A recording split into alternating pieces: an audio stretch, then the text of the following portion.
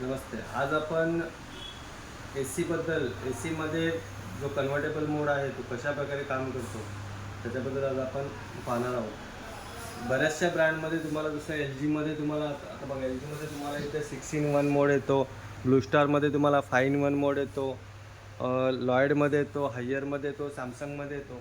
म्हणजे सगळ्यात ब्रँडमध्ये आपल्याला आता ते कन्व्हर्टेबल मोड मिळत आहे. आपण नॉर्मली ते बघत आहोत तिथे आपल्याकडे आपल्यासमोर लॉयडचा ए सी आहे. याच्यामध्ये तुम्हाला 5-in-1 कन्व्हर्टेबल मोड दिलेला आहे.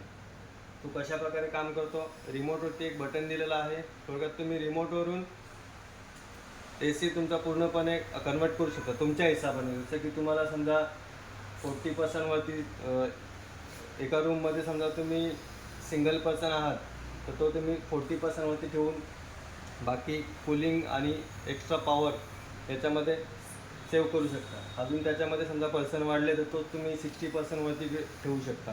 त्याच्यापुढे अजून जर पर्सन वाढले तर 80%वरती ठेवू शकता. त्याच्यापुढे तुम्ही 100% पण ठेवू शकता.